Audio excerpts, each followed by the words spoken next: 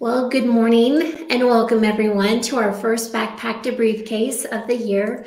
We're so excited to be able to start the semester off by talking about how students can use AI to elevate their career readiness. Here with us is our own resident expert and guru, Dr. Sharad Jones. Thank you so much for taking time to be with us today and to cover this important topic. By way of brief introduction for myself, my name is Valerie Reese, and I'm a career coach here at the Huntsman School of Business. And the Backpack to Briefcase series was created as a means to talk about all things career preparation for our students. Next, I'll introduce Dr. Sharad Jones, let him take the time he needs to cover this important topic. Then we'll have a few questions followed by a few brief announcements. So, without any further ado, I'll introduce Dr. Sharad Jones. He's a professional practice assistant professor of data analytics and information systems in the Huntsman School of Business at Utah State University. He earned his PhD in statistics in 2021 from USU, where his dissertation focused on conditional generative adversarial networks for multimodal scene generation. His current research interests are in multimodal neural networks, ethical AI, and transformers. Sharad's dissertation was done in collaboration with Maxar Technologies, which is a space technology company, where he was employed as a data scientist from 2018 to 2021. Prior to his PhD, he worked as a data scientist for Carvana, an online used car retailer, from 2014 to 2017. Following his PhD, he worked as a senior data scientist for StriveWorks, a government contractor focused on developing an operational data science platform. Sharad's wife, Carly Fox, is a lecturer in the data analytics department as well. And they met in Arizona, and they lived in Cache Valley since 2017. Some of Sharad's personal interests include cycling, both mountain and road, and baking and land photography. So again, we're so excited to have you here. I will turn the rest of the time over to you, and we'll have questions afterward. Perfect. Well, thank you for the introduction. It's very polite. Yeah, hopefully that gave you some context on my background and where I kind of fall into this, and I guess why I have or should have any opinion on this space of AI. So if you caught that in my dissertation topic, I was working in this space of generative networks, which is kind of what we know as AI today, right? Or at least what a lot of people are thinking about in the context of AI. Machine learning goes much broader than that, and we'll talk about that here in detail. But just understand that this field is moving fast, and so we'll try to demystify some of it before we dive into kind of concrete steps you can take to start preparing for and understanding how you'll fit into this world, or in the working world with this new technology that we've kind of all had now. So either way, jumping into it, this is a slide I try to show as often as I can. I think it's really, really critical, again, to understand that what we're talking about here is not the AI that you've seen in movies where, the robots are controlling everything and, got to worry about that. Like, that is a completely different thing. That's usually referred to as artificial general intelligence or even artificial super intelligence. We do not have that today. There's opinions and debates on whether we'll get there, whether it's even possible, whether it's something we can define or not. And so I just try to keep that as an irrelevant topic, right? So that's why the artificial general intelligence there is kind of grayed out. It'll probably include some of what we have today, but it really is a separate entity. So instead, I want you to think about this as kind of narrow intelligence, being defined as, being able to focus on or do a single topic really, really well, potentially better than a human can do it, but it is narrowly focused. It might seem like it can do multiple things, and it might be able to integrate multiple tools that can each do their own thing, but they are still kind of siloed in that sense. And so under that umbrella of narrow intelligence, you have the field of machine learning. And that is actually really what we're talking about with most of these tools today. There are other things that have been done historically in the world of AI, some rule-based systems, but it's machine learning that really has kind of taken the world by storm.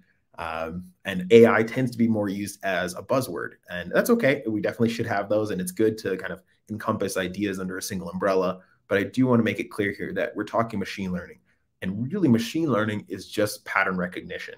The models like GPT, for example, right, that underpins Chat GPT that you guys have all probably used at this point, that is a model that's designed to try to predict the next word in a sequence.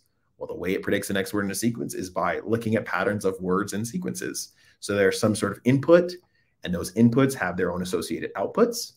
And so given those, we're now just going to use statistics, right? Just some cool mathematical tricks to say, well, what are common patterns that appear, right? And given some input sentence, what typically leads to this next word in the output sentence? And if I give it trillions and trillions of examples, I eventually start to learn some sort of mapping between inputs and outputs. And once I have that, then I can kind of deploy it to be used in the wild, right? And that's really what ChatGPT and all these other tools are, is just something to be deployed, or better statement, something to make those predictions based off of, countless prior learned examples.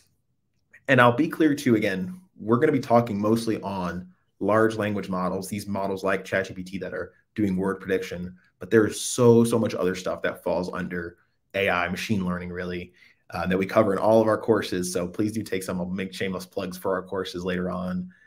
But it's really important to understand that anything where I'm making predictions based off of some sort of prior inputs, or trying to learn some sort of relationships or patterns in the data, anything like that, that's typically going to fall under this umbrella of machine learning. So, even things like Netflix recommending the next best movie to you, that's still under machine learning. It's still using the same techniques, oftentimes the exact same algorithms as you have in tools like ChatGPT. And this is just kind of highlighting this again. We see it everywhere, right? We see it with self-driving cars, generative images. A lot of my work, again, was in satellites imagery, and specifically in generating images from satellite imagery. So it's still all kind of touching under these same buckets. TikTok is a really great example of it. If anybody's used TikTok, they know how kind of scary good that algorithm can be sometimes. That's machine learning. That's pattern recognition. That's giving a bunch of examples and uncovering patterns from that. Okay, and so that's just what I'm trying to say here, is that these are things you're going to see everywhere. And honestly, really any industry you plan to go into, any industry you plan to work in, is either already heavily using these tools or is quickly adapting to and using this. Many companies I've talked to in recent months really have, I don't want to say pivoted their businesses to focusing on machine learning, but they have definitely started to at least ask that question of, what does AI, ML mean in the context of our business? And so even if you're going into a marketing role, entrepreneurial role, HR role, they're all starting to be impacted by these topics. And so it's really critical to at least understand what this landscape looks like. And then also today, what we're going to focus a bit more on is how you can leverage it then, right? How you can use these same tools in your search, right? In your career search. So that's our hope for this. And we'll kind of get into it now. I have a few slides, and like Valerie said, we'll have a few questions at the end. But backtracking for a second, because I can't help myself but give a little history lesson as a professor, it's kind of important also to recognize how fast this is changing. And this is coming from somebody who has been in this field, and it has already been, or always been, changing very fast. So again, I started in the world of data science back in 2014. We had started to understand or leverage neural networks at scale, mostly in imagery. That was where they were starting to show a lot of success. And you've probably heard this term neural networks. And so really all that is a very generalized form of linear regression. So if anybody's seen y equals mx plus b, where we learn some sort of linear relationship between variables, neural networks are kind of a generalization of that, and saying, well, we can learn kind of this nested layers or multiple layers of interactions, and they don't even have to be linear, right? So that's just a way to uncover patterns in the data. And again, 2014 was the first time this kind of became possible, or I'll say maybe 2012-ish, on images, but text came much later. So, it wasn't until about 2018, 2019 when we started to see early large language models. And these were built off of this transformer architecture, which we're not going to get into here. But from there, it kind of just snowballed very quickly. And around that 2020, 2021 timeframe was when some of the larger GPT models came out. And then, as we're all aware, kind of late 2022 was ChatGPT, and now we're kind of, in this world that we have today. And so these are kind of the 3 bullet points I want you to think about in the context of the job you're going into. And again, you guys are all still in this phase of trying to find that next career opportunity, but it's important to recognize, well, how are these tools changing or changing our career options? Because as they change them, the opportunities that we have change. For example, I did not go to school for statistics or data science, or at least my undergraduate degree. It was in physics. I was doing an entirely different thing. But this world of data science was starting to boom around that, mid 2010s era. And recognizing this changing opportunity, I pivoted out of that and said, well, physics is really problem solving and using information and data. And so I think I can start to tackle this, but I didn't even really know the title. It existed prior to that, but I didn't really understand that job when I was starting to go into it. And so being open to these new ideas and newly emerging fields is very, very critical. And understanding what's kind of coming up can help define some of that. And so first, thinking about this automation of tasks. We've always had automation of tasks, right? That's like, think about a production line. They've had robots come in and, robotic arms move things around quicker and can do parts of this more efficiently. And so we've always done or taken steps to increase, the automation of some sort of process, some sort of task, right? Because that means we can be more efficient, produce more, increase goods, lower costs. It has the positive outcomes, but that does also come at the cost of, usually taking away the need for a human in some capacity in that space. And what large language models have provided us is the opportunity to automate very abstract tasks, right? So again, if we think about, I am a professor here, I teach data science, but prior to that, working as a data scientist, I wrote a lot of code to, perform or develop some sort of machine learning model to train on some sort of data set. I can pretty much take most of the work I've done prior to that and automate this via large language models. I took my dissertation, actually, for example, I worked on my dissertation for probably about 1.5 years, 2 years straight, writing the code for this. And, aside from the fact that I kind of knew what I needed to answer, using large language models, using ChatGPT, I was able to recreate my dissertation work in probably the span of like a day or two. It was kind of alarming to me, a little bit of that moment of like, what am I supposed to be doing here? But it was a chance to reflect on, maybe it's not a bad thing that I have been able to automate, these really abstract tasks, but they are tasks that we can define decently well. And so now I can just quickly iterate through them. And so thinking about what parts of your job that you're interested in might start to be automated away will help you understand what to focus on in your learnings, right? In your time here at USU. But again, with every bit of automation typically comes some sort of new job creation. So we don't usually see, historically at least, that when a new technology is created, that the amount of unemployment increases. It's usually actually that more people tend to get jobs.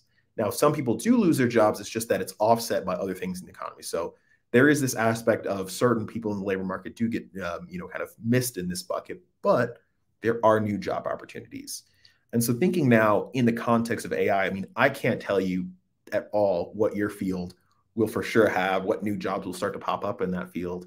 But I can at least say that the things that were repetitive will be gone, right? Those will likely be removed or automated away in some capacity. There will be products built.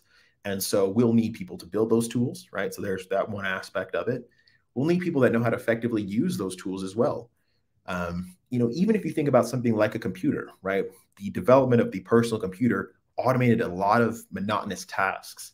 But now all of a sudden we had to learn how to use computers effectively and be very efficient on it, learn how to use spreadsheets, learn how to create PowerPoint presentations, all these kind of things we had to learn outside of this that we're leveraging the tool. It's going to be the exact same thing with all of our AI tools, all of our machine learning tools. We need to learn how to effectively use them and kind of be a part of that system. It's not going to remove humans. They will almost certainly all be assistants. And so being able to very efficiently and effectively leverage those assistants is going to be absolutely critical, because it's going to hit us with that third point, right? It is going to increase productivity insanely. Again, I've only had these tools as long as you all have had them, but the amount of time I've saved by being able to, quickly outline plans of, even things like course development, or again, writing code. It is insanely good at writing code. So I can go in and say, well, I have this big lofty idea. I don't really know where to start on it. Maybe, generate me an outline of how to proceed on this. give me a skeleton, framework or, kind of wireframe of the code I need to use to build this application. And then I'm going to iterate on this, right? I'm going to move faster now and I'm going to try things and break things. But that increased productivity gave me an opportunity now to do so much more than I've ever been able to do. And so that's really where it is now. It's kind of your choice what to do with that spare time. Some people I've seen are taking this as saying, great, part of my job is now, easily done by ChatGPT. My boss doesn't know. And so I'm just going to kind of, chill here for the next 7 hours of the day. But I think the more effective thing to do is to think about, okay, if it can do my job in a fraction of the time, then I maybe need to think about what are the things that I actually feel are most important to me, to my job, right? So to now pivot a little bit and think about what this means in the job search process. We've been talking about how it's going to change the job maybe, but now how does this change kind of the search process? And so here are some examples of ways I've actually been using it very heavily. So I guess we'll kind of jump to the last bullet point because you can see it here in this image on the right. That way you can look at that. But either way, that is an example of ChatGPT, this is specifically Claude. So Claude is a different model built by a company called Anthropic. But I gave them, it allows you to upload documents. So I uploaded 2 documents. I uploaded my resume, my personal current resume, as well as an example job description. I think this was for a research scientist at OpenAI, so the company that built ChatGPT. And so I said, attaches my current resume and a posting of a job I'm interested in. I know that my skills are relevant to there, but I don't know that my resume is necessarily tailored to that job because right now I haven't been focused on applying for research scientist type jobs. And so I don't really have a resume that reflects that. So maybe using this tool to help me refine and target my resume more towards the jobs I'm actually interested in, as opposed to just kind of having this generic resume that maybe everybody has. Because again, in the era of AI, in the era of machine learning, these companies are also using tools to really quickly and efficiently scan resumes. So the more generic your resume is, and I understand that, earlier in career, my resume was very generic, and it to some extent still is amongst data scientists. I need to say something or highlight something that really shows my unique story or my unique ability to contribute to that space. So I've used it heavily for these kind of things. You can use it to help you write cover letters. It's outstanding at that. You can say, hey, here's my resume. Here's the job description. I don't want you to necessarily write my whole cover letter, but give me some bullet points to highlight, to pull out that can start to capture my story and how it's relevant to them. You can very much ask it to write your whole cover letter, but I will warn you that the writing from these is never perfect. It's a little bit robotic still. And it will get better, and it will likely get to the point that it is believable. But understand that as things become, or better statement, as these tools become more able to write more content, the details of human writing and the details of human understanding will start to matter more, right? People will start to recognize that everybody writes some generic, long, perfectly tailored cover letter. And that's because they're all using these tools as well. So you'll still kind of have to put your individual flair on it and do something that really shows you as a human. So I'll warn you with that you can do it to write everything, but I prefer to do it to outline, to, as you can see here, provide me suggestions and those kind of things. I don't know if I'll spend time pulling up these links, but I'll just talk about them at a high level, and you can feel free to go to these links, check them out. I just made them like publicly viewable chats that I've had with ChatGPT in the second one, and then Bard, which is Google's large languages model assistant, in the first one. And we can come back to those later on if you'd like to see them as well. But either way, the first one, I use it for job searching. It can actually be very good, and specifically Bard. As of today, which again, these things change every 25 seconds. So, don't quote me on this, but as of today, Bard is the only one that is connected to the internet. So it can actually search for you. Oh, Bing Chat can, which is built off of ChatGPT, but Bard is another one that can search the internet for you. And so it can be really good at just saying, well, so what I did in this one, and maybe I will actually pull it up if I can get my screen shared here pretty quick. Let's see. Let's back out of this, and then we'll pull, there we go. So you should be able to see this now.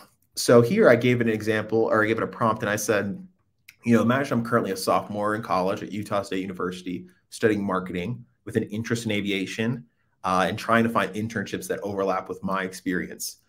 And so, I can also, and I probably could have done here if I had a resume that reflected this, uploaded my resume as well to really allow it to, pull out the details, the keywords, the techniques, the technologies, all these things that I know that maybe could match in these. But as you can see here, even with this generic description, it pulled out quite a few different internships that are currently available in the Utah area, Ogden, Provo, Salt Lake City, at a couple different airlines, as well as some internships and opportunities here at Utah State in the aviation management, aviation safety space. So some really cool opportunities. And then I dove in deeper and I said, well, actually, I'm looking for more of a startup environment where I can have an opportunity to grow. And then it pulled that out as well.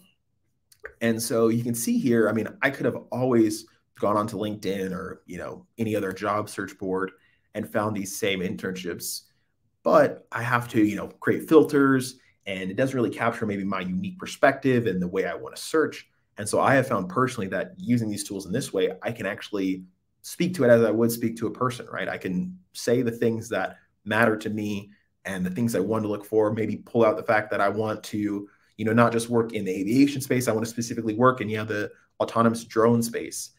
It's harder to search for that in, filters and keywords, much easier to use in natural language. And so this is a great way to leverage these tools to quickly and efficiently search through it.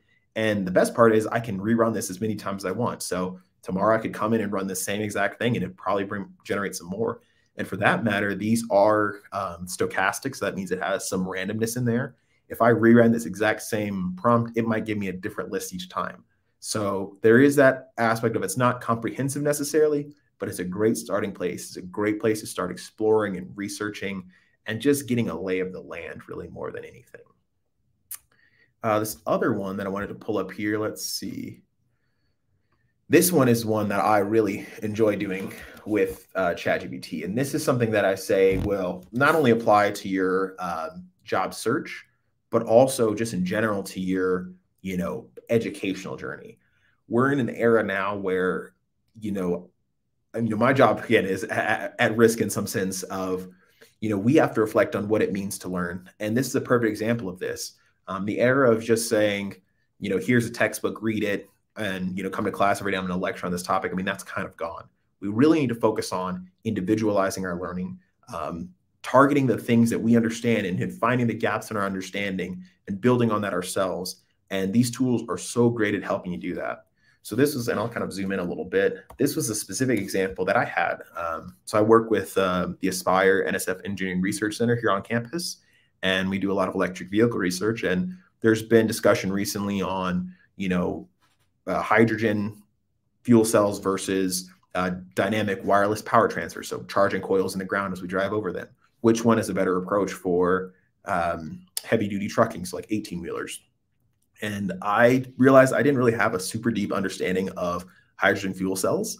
And so I said, okay, well, I have some time this summer. Give me a 6-week study plan that goes from very little understanding of hydrogen fuel cells to full-scale fuel cells in practice, right?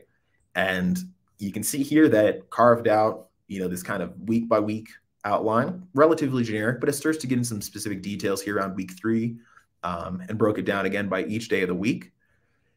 And so you can see it called out a significant amount of study each day. I could have probably asked it to reduce it to 2 to 3 days, and it would have done that as well. And here I said, create reading, study, and assignment list for week 1. And at this point, it started to pull out textbooks, which were, I think both of these are real textbooks that it mentions in this information here, as well as reading plans, study plans, assignments. And so you can start to see that this is exactly what, the job of a professor kind of used to be. And again, if we talk about job opportunities, I have to now reflect on and say, well, if it can do this, what is my role in this? Where do I fit in this?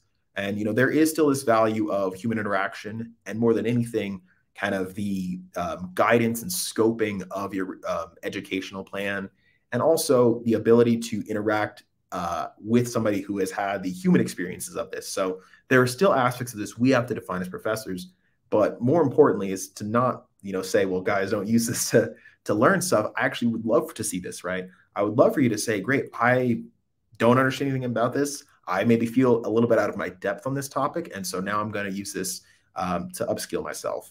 And that's really, if we go back to this idea of what does it mean for job search, and I'll kind of go back to the slides here. What does it mean for my job search and career advancement? Well, now you have the best tool in probably history to learn a new skill instantaneously, right? you can say, well, great, I've been working in marketing now, or I've been taking all my marketing classes, but I sure wish I could have done some machine learning stuff because I think that's going to matter for what I want to do. Or maybe I want to learn more about Google Analytics or whatever it might be. Well, rather than having to search for an online Coursera course and maybe find the course here at the university that, close this aligns to it, but you maybe don't have the prerequisite for it, you can just define your outline here, right? Or maybe figure out the skills necessary for the prerequisites that you don't have for the course you want to take, build those now and get to that point. Or even imagine you're on the job. And this is one of the ways that I have found, the best way to advance your career is getting into a company that has some sort of upward mobility, and then recognizing what skills do I need to build to get to that next step. Usually within a company, they're not going to be as interested in you maybe saying, well, I want to move into this field, or I want to move up to this space, and so I'm going to go back to school for the next 2 years to get to that job.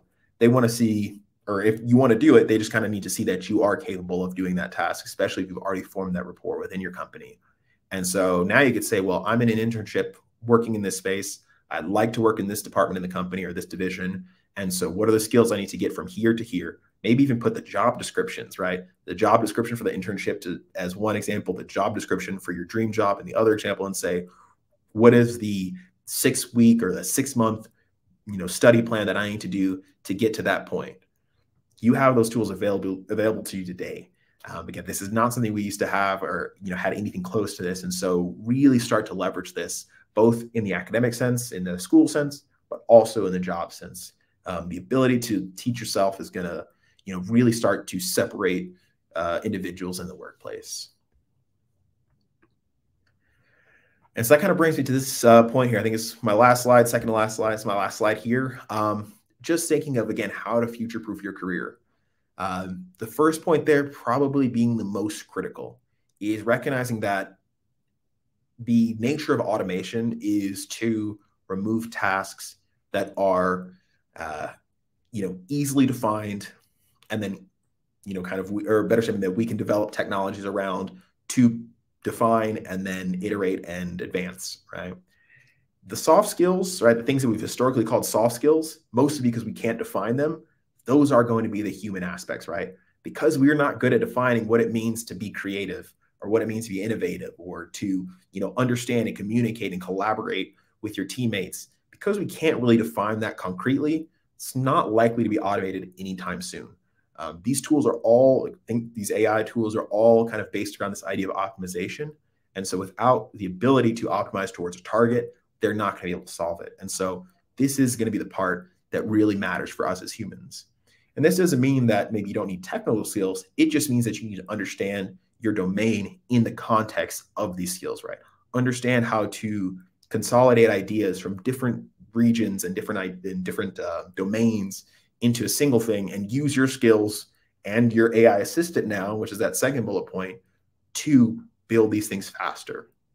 And so really do leverage these as assistants, use them to automate your daily tasks, use them to help you at home even, but just start to get very familiar with these ideas and these tools in their ability to really just make everything more efficient. But I will kind of hazard one thing. You can notice there under that second bullet point under the soft skills, there is this aspect of bias that's still baked into these AI models. This is not intentionally done, but it is a nature of the way they're trained. They're trained on, in the context of a thing like GPT, it's trained on as many documents as they can really collect from the internet. And as you all know, there are opinions on the internet because they're humans on the internet. And so therefore, there are a lot of opinions and biases that are kind of inherently baked into these models, which means that they will have some sort of impact on their decisions or on their outputs. A good example of this is in the HR space. There's a lot of tools that have tried to be developed to automatically identify likely candidates from resumes. These have pretty famously failed many times over because they're going to only be trained on historical data. Well, if there is any sort of bias in historical hiring practices, which by construction they always are because we are humans and we all have biases, those will be reflected in the outputs of these models, right? Of these machine learning, of these AI tools. And so because of that, they're going to miss out on great people, on great opportunities to hire interesting people. And without humans being in the loop on this process and understanding that that is a bias that will exist in these models, we won't be able to kind of move outside of that or improve upon that or iterate on that. And so that's, again, one of those soft skills is understanding the limitations of these tools in the context of your domain and recognizing how that might impact those downstream decisions and how you can, still leverage them as a tool, but be part of that decision-making process. Okay, so there's kind of that two-sided of this idea. And the last bullet point there really is an impossible task to understand all the technical advancements in this space, but do your absolute best to understand, why these tools matter, which tools matter, and what it is about them that is even in development. As I said, in that last slide, I showed you 3 different large language models: Bard, Claude, and ChatGPT. Again, by the time this goes live, that could be probably 1,700 more. And the question of which is best, which tool you should use, it's an impossible thing to answer. I can't point towards a single tool to use to help you in your career journey, whether it's finding a job or, moving up in your career. But I can at least say that, well, an understanding of these tools and where their limitations are, where their opportunities are, and what they can do, that'll at least give me enough information to understand when something new comes out that actually matters, right? That's not just a sales product. And that's another aspect of this you will have to start to deal with. It's already happening now, is that a lot of people are building tools that are maybe not, something meaningful, at least I'll say, to be nice. And so, we have to understand where we're actually getting value from it, where we should be putting our dollars towards, what will have some sort of return on investment. And so an understanding of these technologies will be critical in that. And that's where, again, I'll say, please come take our data analytics courses. We have quite a few. Specifically, I talk about these tools and techniques of large language models in Data 5610, which is our deep learning course. Deep learning models are what underpin these. And we also have a text analysis course that's taught by my wife, Carly Fox. And that's an outstanding opportunity to really get a sense of, how do these large language models even work, right? How do we understand text in numbers, right? Like, how do we form any or pull out any sort of patterns from text, because we have to turn it into numbers. So all that stuff will give you at least a high level overview of what's possible, and given today's technologies and maybe the future technologies, and then why that might matter in the coming years. So really, my main takeaway is soft skills.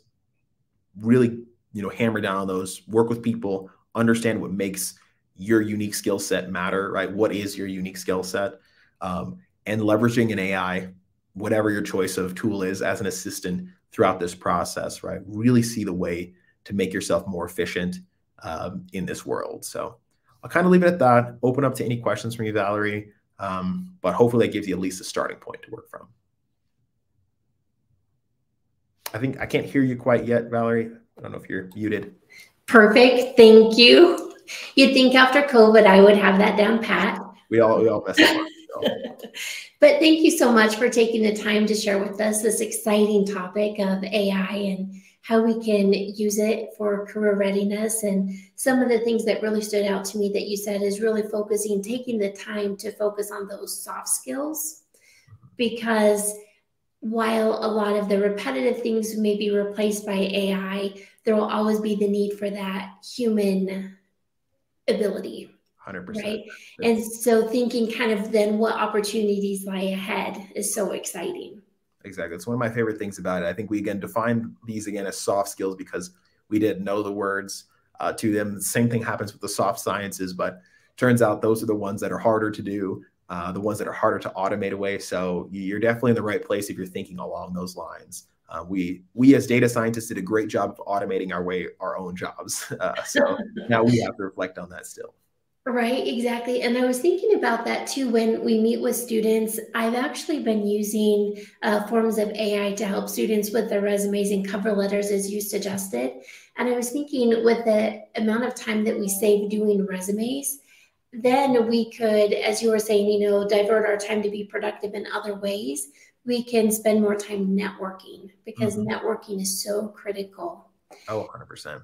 And kind of along those lines, one of our questions is if you're familiar with any AI tools to facilitate networking. Yeah, so do you have recommendations? We've all been using the best AI tool for networking, and that's LinkedIn.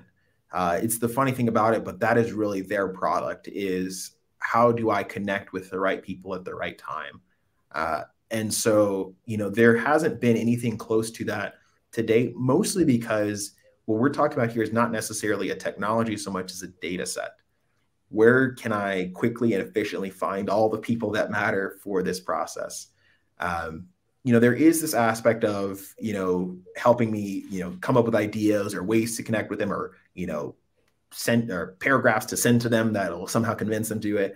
But, there is no silver bullet in that sense. But the really best thing you can do is represent yourself well on LinkedIn. The algorithm sure does love interaction. A good example of this is we had a team do really well in a competition here. And, I was tagged in the post about them as I was mentoring the team.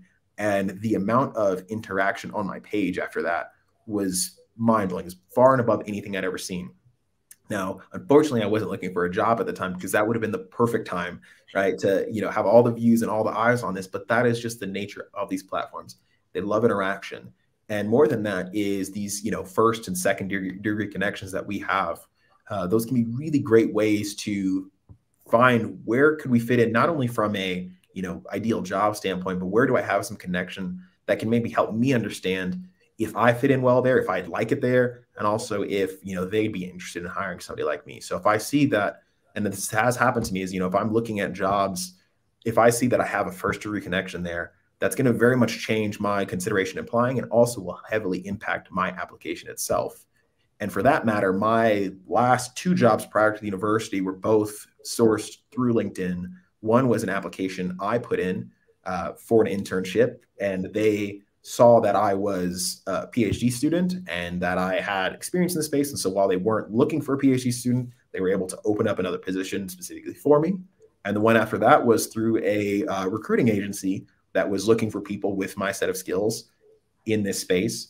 And they saw all that on my profile very clearly laid out. And they saw that I was working in a government contractor before, so I had security clearance. And so it was a very clear way for them to reach out to me, contact me, and connect me with the company, which led to the job. So, the best tool for networking, the best AI tool for networking is the tool that has the best data set. And so that's how I'll kind of like future-proof that answer, is to say that right now that is LinkedIn. That might change in the near future.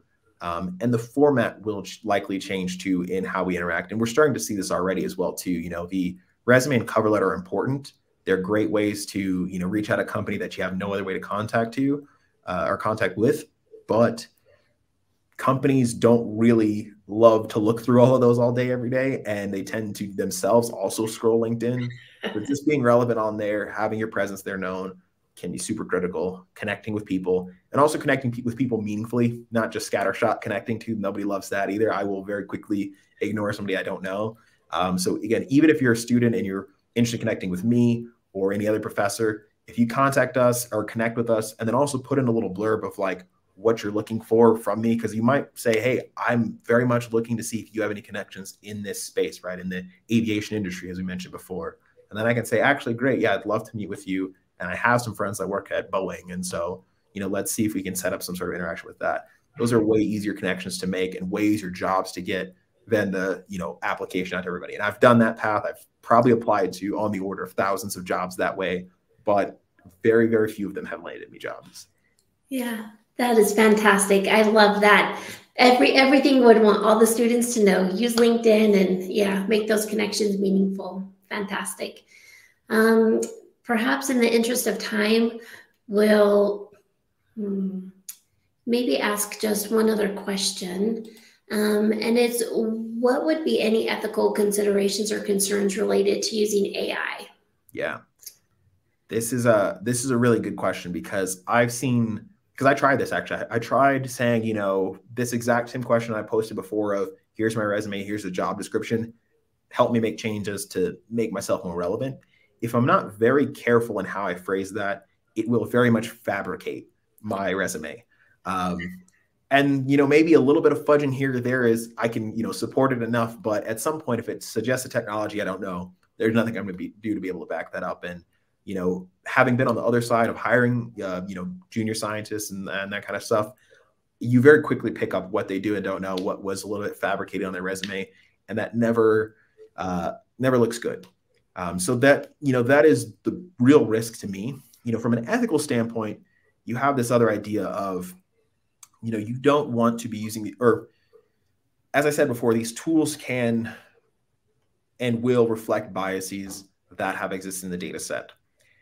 If you are using this to create your resume or cover letter, it will say what is most common, right? That is kind of the nature of a bias, right? Whatever is, the prevalent idea, whatever is the default idea, it will say that. And so that's where that fabrication really comes from. And what you want to be careful with in the producing of this. So I would say, again, really, really try to think about it as an assistant, right? Think about it like you have an intern sitting right next to you that's helping you with this process. How would you phrase it to them? And that is how you can really start to like steer yourself away from doing that.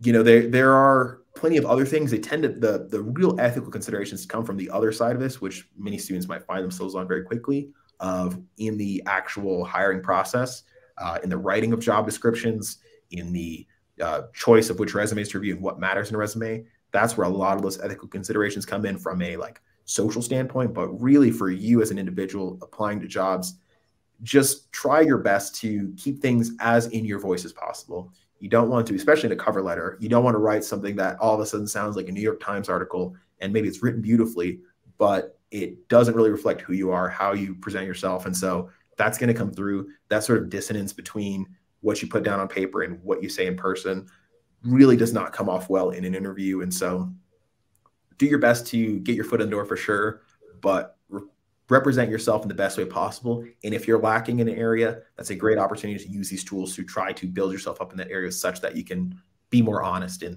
that representation. Excellent. Yeah, great advice. And just one more quick question. Is there a time where you would say that it's worth paying for a service? Yeah, this is the part that's changing fast. Every couple of weeks, there's usually a major update.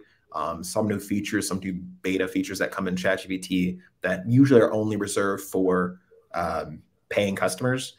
And it's one of the things I don't love about that platform as well, too, because this is an issue that we're having to face in the data science. If you talk about ethical considerations, the opportunity or the ability to be able to pay for these tools, which is not an insignificant amount, right, at $20 a month, the ability to pay for these tools should not preclude you from the opportunity to use them. So there are thankfully a lot of efforts to democratize these tools, but there can be some advantages, I'll say, to paying for ChatGPT specifically. As an example, right now, I think the plugins and things like the code interpreter are only in the paying version.